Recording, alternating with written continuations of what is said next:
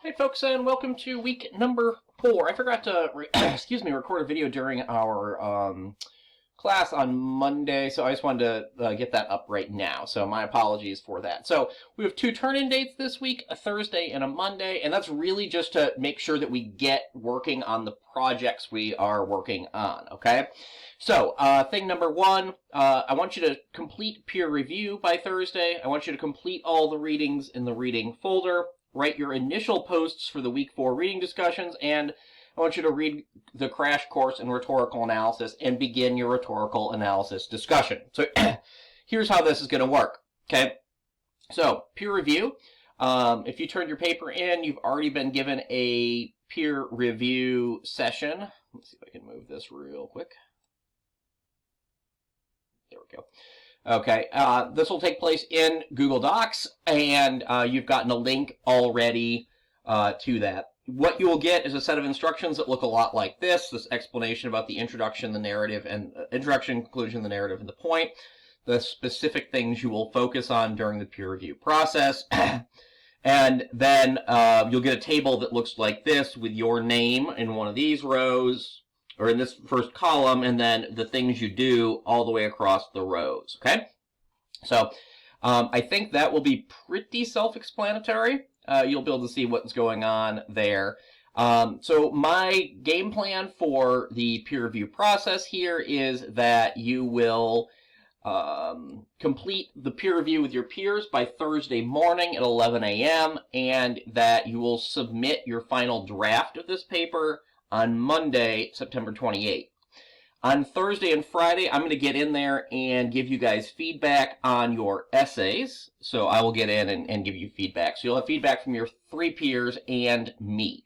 Okay, so that's the peer review process. We have 4 short personal essays we're going to read this week for reading, and this will play into essay number 2, which we'll introduce next week.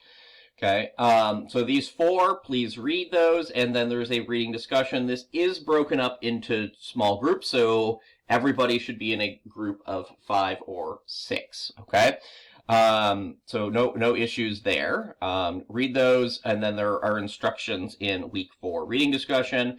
One of those instructions is that your initial post should be on an essay that no one else in your group has already written about. And then I want you to come back in and comment on the others. My goal here is to make sure that we read all of them and discuss all of them. Okay. And then finally, the crash course in rhetorical analysis. So here, there are some quick pages here. These are short chapters from Writing Commons, which is one of our open access textbooks for the class. I want you to read all of those. And then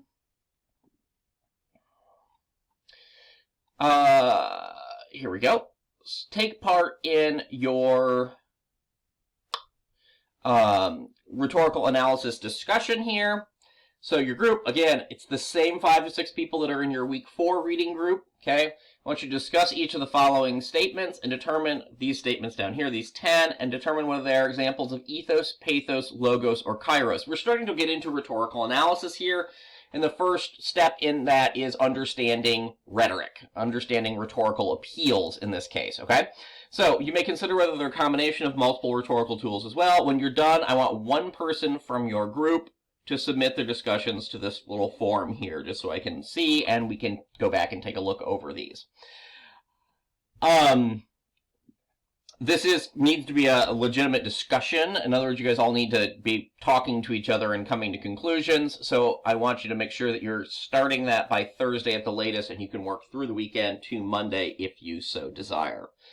And again, you just need to have one person in that group volunteer to submit your final answers to the form. Okay? If you've got any questions along the way, do not hesitate to let me know.